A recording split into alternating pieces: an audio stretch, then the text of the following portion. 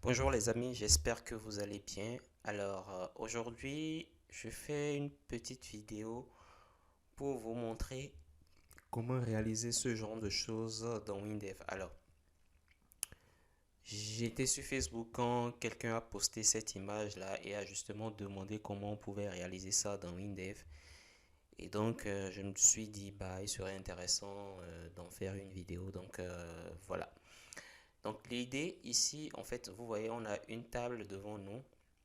Dans la première colonne, nous avons des élèves et les autres colonnes représentent, en fait, ce sont des dates. Ok, donc là, en l'occurrence, c'est le mois de novembre. Donc, on part du 1er novembre jusqu'au 30 novembre. Ok, et l'idée, en fait, c'est d'avoir on a des cases à cocher. Et donc, pour chaque jour, on peut, pour chaque élève, cocher. Donc, ça peut être disons, une sorte de fiche de présence, d'accord?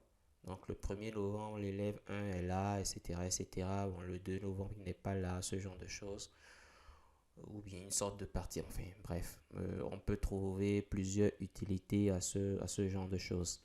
Mais bon, considérons que c'est une sorte de fiche de présence, ok?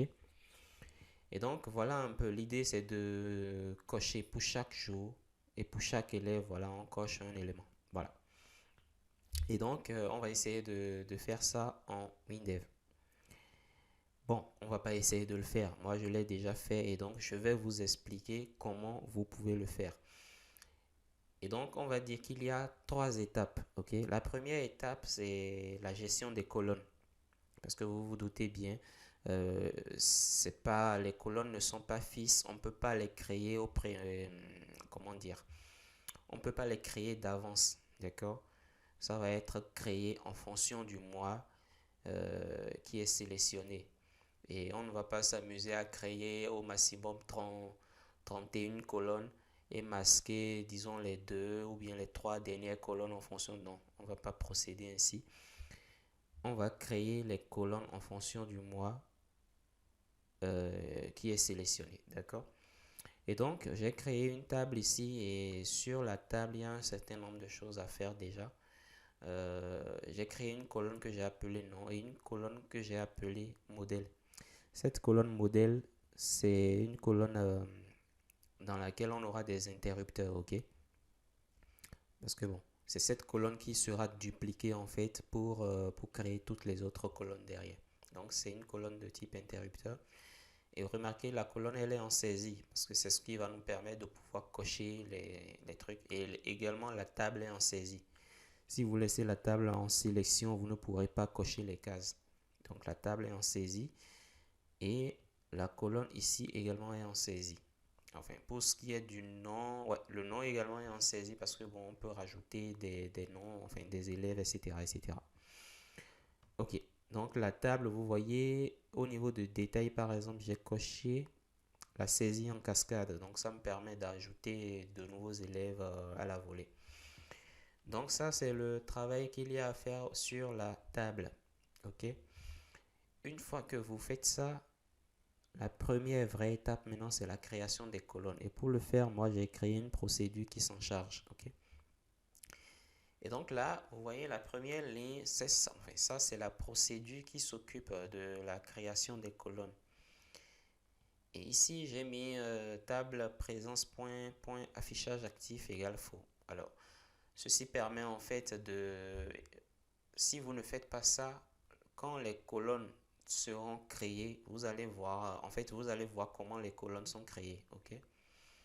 Et donc, moi, je ne voudrais pas avoir cet effet-là, et donc je mets l'affichage actif à faux. Et donc, tout ce qui est changement à l'écran, vous ne verrez pas ces changements-là. Mais quand vous faites ça, n'oubliez pas de remettre l'affichage actif à vrai.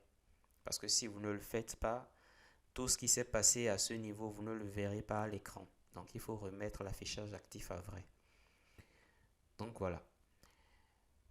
Une fois que ça là c'est fait, en fait on déclare une variable, le nom de la nouvelle colonne, d'accord, non nouvelle colonne, et c'est une chaîne de caractères.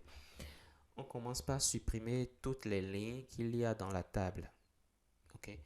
Alors à cette étape, ce n'est pas forcément nécessaire, mais bon, on peut se passer de ça quand même parce que ici, c'est un travail qu'on est en train de faire sur les colonnes et il n'y a rien au niveau des lignes pour l'instant. Ok? Donc, je pense même que ça, on peut se passer de ça. Ok? On peut se passer de ça. Bien. Maintenant qu'on a fait ça, on supprime toutes les colonnes sauf la première. D'accord? Donc vous voyez ici, parce que bon, l'idée c'est de créer des colonnes à la volée. Donc par exemple, si je suis là, si je prends le mois de décembre, ça va me créer 31 colonnes. Mais si je passe en février, bah, ça va être 29 colonnes ou 28 selon le cas. Et donc, vous voyez que il faut que je supprime, quand je fais un changement de mois, je dois supprimer toutes les colonnes et les recréer. D'accord?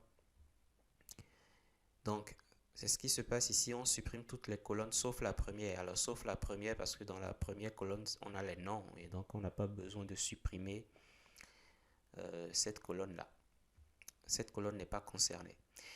Et donc, je fais une boucle qui part de la dernière colonne et qui s'arrête à la deuxième colonne. Donc, pour obtenir la dernière colonne, je fais table occurrence. Et sur table présence et je spécifie TO colonne. Enfin, ce paramètre me permet de compter les colonnes. Sinon, si je ne mets pas ça, ça va me compter. Et par défaut, ce sont les lignes que ça compte. Donc, je spécifie TO colonne pour que les colonnes soient comptées. Et je pars de la dernière colonne, de la toute dernière, jusqu'à la deuxième colonne.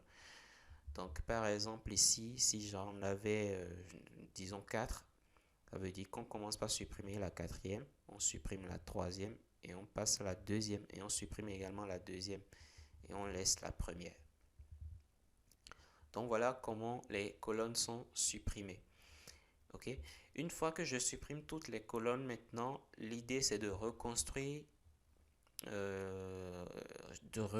encore des colonnes en fonction du mois qui est sélectionné. Et donc je déclare deux variables. Une variable que j'ai appelée premier jour et qui prend le premier jour du mois qui est sélectionné. Alors, depuis tout à l'heure, je dis le mois qui est sélectionné, mais en fait, c'est un jour qui est sélectionné. D'accord? Mais à partir de ce jour, parce que ici, vous voyez, j'ai un champ de saisie de type date. Et quand je clique sur le calendrier, je ne peux que sélectionner un jour. Mais quand le jour est sélectionné, moi, je récupère en fait, voilà, le premier jour du mois et le dernier jour du mois à partir de ce jour-là. Ok, parce que ce jour qui est sélectionné appartient bien à un mois donné. Ok. Donc voilà. Ensuite, à partir de mes deux variables, je crée une boucle. Et j'ai ma boucle qui part du premier jour jusqu'au dernier jour. Et remarquez ici, je convertis le jour, enfin le premier jour en entier et le dernier jour en entier. Et donc c'est ce qui me permet en fait de parcourir en fait tous les jours. Je transforme en fait les dates en entier et donc ça me permet de faire ce parcours-là facilement. Donc ici je construis le nom de la nouvelle colonne. Ok, le nom de la nouvelle colonne. Alors quand je dis le nom de la nouvelle colonne, je parle du nom logique. Ok, c'est un peu comme ici à ce niveau. Par exemple, si je fais ça, description de la table, vous voyez là, j'ai col modèle. Et vous doutez bien que je ne peux pas avoir deux fois col modèle. D'accord, c'est le nom logique. Le nom qui sera utilisé pour manipuler cette colonne-là par programmation. Ce n'est pas le libellé ici. D'accord, par exemple, si je prends ça, ce n'est pas le libellé, mais plutôt le nom logique ici. Bien. Et donc, pour chacune des colonnes que j'aurai à créer, bah, je vais lui créer son nom logique. C'est ça que j'appelle nom nouvelle colonne. Et là, je mets col plus i parce que je sais que je n'aurai pas deux fois le même i. D'accord? Donc, je lui donne le i. Voilà. Et ensuite, on crée la nouvelle colonne par clonage. Alors, la création de colonnes dans WinDev, c'est pas clonage qu'on le fait. Donc, on utilise la fonction champ clone. Et qu'est-ce que je veux cloner? Je veux cloner la colonne modèle. Alors, ça, c'est une variable que j'ai créée. Bon, je vais vous la montrer tout à l'heure. Variable dans laquelle j'ai stocké ma colonne modèle ici. D'accord? Et donc, je clone cette colonne-là Et puisque la colonne est créée, bah, on lui assigne le nom qu'on a créé juste en haut ici. D'accord? Bien. Maintenant que la colonne est créée, par défaut, enfin une colonne qui est créée par clonage n'a pas de titre. D'accord? La colonne n'a pas de titre et donc il faut qu'on lui donne un titre. Et pour lui donner un titre ou bien le libeller d'en-tête, voilà, on récupère le nom qui a été créé ici. Tout à l'heure, je vous ai dit que c'est le nom logique. Et donc, si on doit modifier ou bien si on doit faire des opérations sur cette colonne-là, c'est son nom logique qui est créé ici qu'on va utiliser. Et puisque ce nom, c'est une chaîne de caractères, nous allons utiliser ce qu'on appelle les indirections, d'accord, pour pouvoir agir sur son libellé. Et donc, les indirections, c'est ce crochet que vous avez avant et après. Et là, on spécifie un paramètre qui dit, voilà, indirection, enfin, un des champs pour dire que c'est un, bon, voilà, ce nom-là fait référence à un champ. D'accord? Et donc, toute cette partie que vous voyez là, attention, voilà, toute cette partie que vous voyez ici représente en fait notre colonne qui a été créée et quand on va faire point point libellé, on pourra modifier son libellé justement. Alors, la modification du libellé, enfin le libellé, qu'est-ce qu'on assigne? Le i que j'ai à ce niveau, je le transforme, enfin tout à l'heure je vous ai expliqué que c'est des entiers en fait. Et donc l'entier qu'on obtient, ce i, l'entier qu'il représente, on le convertit en une date. Et cette date-là, on la transforme en une chaîne de caractères et ici on spécifie le format qu'on veut. Et donc JJ c'est pour voilà le jour par exemple le 12. Le MM comme ça veut dire 12 décembre. D'accord? Donc voilà. Et donc voilà un peu comment je change le nom de mes colonnes qui sont créées. Et comme j'ai dit, voilà, je vous l'ai déjà expliqué, affichage actif égale à vrai. Si vous ne remettez pas ça, vous n'allez pas voir les nouvelles colonnes qui sont créées. Donc voilà un peu comment les colonnes sont gérées. Donc ça, c'était la première étape. La deuxième étape, c'est l'affichage des lignes. D'accord? Et donc là, j'ai créé une deuxième procédure que j'ai appelée chargement ligne. Alors, chargement ligne commence par supprimer toutes les éventuelles lignes qu'on a dans la table. Ensuite, j'ai créé une chaîne de caractères que j'ai appelée contenu présence. C'est une chaîne vide. On crée, alors, bon, je vais déjà vous expliquer pour la colonne. Alors, tout à l'heure, je vous ai parlé d'une colonne modèle. D'accord? Elle est juste ici. Donc, vous voyez là, j'ai créé une colonne modèle, une variable colonne modèle qui est un champ. Et j'assigne, d'accord, j'affecte à cette variable ma colonne modèle que j'ai créée ici par défaut. D'accord? Cette colonne-là, je l'assigne à ma variable colonne modèle.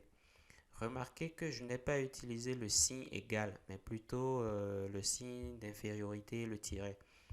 Donc en fait, ce n'est pas une égalité, c'est une sorte de copie que j'effectue à ce niveau. Et une fois que ma copie est effectuée, bah, je peux supprimer cette colonne-là de la table. Parce que si je ne la supprime pas, bon, elle va rester là et les autres vont être créés juste à côté. Ce qui ne m'intéresse pas. Donc moi, je fais la copie et je la supprime. Alors pourquoi je procède ainsi? Ça me permet en fait de garder toutes les caractéristiques de cette colonne-là, notamment les styles. Ok? Parce que si je ne fais pas cette copie-là, et si j'essaie de créer une colonne avec un champ interrupteur à l'intérieur, bah, c'est compliqué de gérer les styles par la suite. Donc c'est pour ça que j'ai créé cette colonne-là. Voilà, je mets tous les styles que je veux. Et ensuite, je fais cette copie-là. Donc c'est beaucoup plus simple. Ok, donc ça c'est pour la colonne modèle dont je parlais tantôt. Maintenant, chargement des lignes. Donc, on fait ça, on supprime toutes les lignes. On déclare une chaîne de caractères qui est vide par défaut. Et c'est cette chaîne-là qui va gérer plus tard l'affichage des cases qui sont cochées, etc., etc. Ensuite, on a une date. Donc, à partir de, je prends cette date-là et je lui assigne la SAI date, le champ SAI, donc la date qui est sélectionnée ici. Et donc, à partir de cette date-là, je crée un identifiant. Alors, l'identifiant que je crée, c'est le nom du mois, d'accord? Donc, on récupère en fait la date, on récupère son mois en lettres. Donc, par exemple, si c'est le mois 12, ça va nous renvoyer décembre. Je fais plus espace, plus année. Donc, c'est ce qui me permet d'obtenir décembre 2023, janvier 2024. Et comme je ne peux pas obtenir deux fois décembre 2023, c'est pour ça que j'ai appelé ça ID mois, identifiant du mois, quoi. Ensuite, je recherche dans ma base de données. Alors, ici, dans mon analyse, j'ai juste créé un fichier de données. Et je recherche, en fait, l'ID mois. Par exemple, c'est peut-être... Alors, ça, c'est peut-être décembre 2023, d'accord? Donc, je recherche ça dans ma base de données. Si je trouve ça, bah, je récupère contenu présence. Je vais vous montrer à quoi ça ressemble dans la base de données. Donc, vous voyez ici, donc on a décembre 2023, on a Alida. Là, on a un. Donc, ça veut dire que Alida était là, et à ce niveau, elle n'était pas là. Donc, voilà un peu à quoi ça ressemble. Et donc, si je recherche le mois et que je le trouve, je récupère les présences dans ma chaîne contenu présence. Ensuite, j'écris une boucle qui me permet, donc là, je mets pour toute chaîne PR de contenu présence séparée par RC, RC retouche chariot, table ajoute, table présence PR.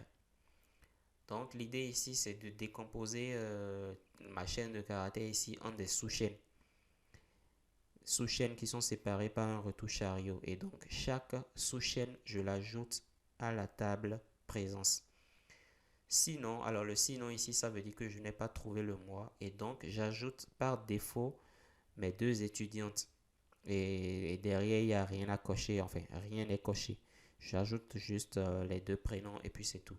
Donc, par exemple, si on doit faire ceci dans un vrai projet, c'est à ce niveau, par exemple, qu'on va... Enfin, je suppose qu'on aura éventuellement une table étudiant dans laquelle on aura tous nos étudiants. Et donc, c'est à ce niveau qu'on va faire une boucle pour parcourir tous les étudiants qu'il y a dans cette table. D'accord? Donc, ça, c'est comme ça que j'affiche en fait toutes mes données. Ok, et donc si je lance ça par exemple, vous voyez là, pour le mois de décembre, voilà, j'ai les données. Pour le mois de janvier, j'ai les données. Pour le mois de février, j'ai également des données. Si je vais par exemple, je sais pas, en juin, vous voyez que là par exemple, rien n'est coché. Okay? Donc j'ai juste ajouté Alida et Béatrice. Et comme les autres colonnes sont déjà de type interrupteur et ont été créées par défaut, bon voilà, j'ai des colonnes où rien n'est coché. Bien, donc c'est comme ça que je charge les données. Ensuite, la troisième étape, c'est l'enregistrement des données. Ok, l'enregistrement des données. Et donc là, on vient dans notre bouton enregistrer ici. Je commence par faire un contrôle. Par exemple, si on n'a pas de ligne dans notre table, bon, on n'enregistre rien du tout. Ensuite, on récupère la date qui a été sélectionnée. Et là, je mets soit contenu présence égale table vers test. Donc, c'est une fonction qui permet, comme son nom l'indique, de transformer une table en du test. La table que je veux transformer, c'est ma table présence. J'ai un premier paramètre TA sans titre. En fait, ça veut dire ne considère pas les titres. En fait, les titres de colonnes ne seront pas pris en compte. Donc, nom, modèle, tout ça là, ne sera pas pris en compte. Ensuite, il y a le séparateur qui est tab. Alors ici, j'ai mis tab, c'est fait exprès. Parce que là, le séparateur, j'aurais pu mettre virgule, j'aurais pu mettre point virgule. Mais j'ai préféré mettre tab parce que c'est ce qui me permet, dans le chargement des lignes, de faire juste PR comme ça. Et comme ça, puisqu'il y a des tabs dedans, chaque élément va automatiquement dans sa colonne. Bien. Maintenant, donc on a ça. Et ici, j'ai fait une petite transformation. Alors, je vais vous montrer. Je vais mettre un retour ici. Et là, on va faire info, contenu, présence. Et vous allez voir, si je fais ça et je fais enregistrer par exemple, vous voyez que là où j'ai des éléments qui sont cochés, vous voyez, en fait, c'est des ins qui apparaissent. D'accord? J'ai des ins, etc., etc. Mais ce n'est pas ce qui m'intéresse, moi. Ok? Ce n'est pas ce qui m'intéresse. Parce que si vous enregistrez les ins comme ça, n'oubliez pas, vous avez des colonnes de type interrupteur. Et un interrupteur a besoin de deux valeurs. Soit 1, soit 0. Ok? Et donc, puisque c'est des ins qu'on obtient, il faut qu'on transforme ces ins là en 1. Et donc, c'est ce que je fais à ce niveau. Donc, je retire tout ça là. Et donc, je fais cette petite transformation là sur ma chaîne contenu présence. Ensuite, je fais voilà, les opérations classiques, hein. Je recherche en fait l'identifiant du mois, décembre 2023, janvier 2024. Si c'est déjà enregistré, donc enfin, si ce n'est pas enregistré, donc je fais si pas h trouve. Donc si ce mois-là n'est pas déjà enregistré, et bon, eh bien on enregistre en fait le mois avec contenu présence et tout, et on fait un h ajoute. Ou sinon, on modifie juste contenu présence et on fait un h modifie. Et derrière, je fais juste un toast affiche enregistrement effectué. Donc voilà un peu le travail qui est fait. Donc si on lance, on est là, on est en décembre. Si je fais ça, ça et ça, je fais enregistrer. Voilà, enregistrement effectué. Si je retourne, si je vais par exemple en novembre, donc vous voyez que je n'ai rien là. Si je reviens en décembre, j'ai toujours mes éléments qui sont cochés. Si je vais en janvier, j'ai toujours mes éléments qui sont cochés. Donc voilà, j'espère que mes explications ne sont pas trop longues. Bon, si je devais développer ça dans la vidéo, ça va être vraiment long. Donc j'ai préféré le faire en amont et vous l'expliquer dans la vidéo. Donc voilà, j'espère que la vidéo vous aura plu. N'hésitez pas à vous abonner et à liker la vidéo et à la partager, etc., etc. Ça aide beaucoup la chaîne. Et on se retrouve dans une prochaine vidéo.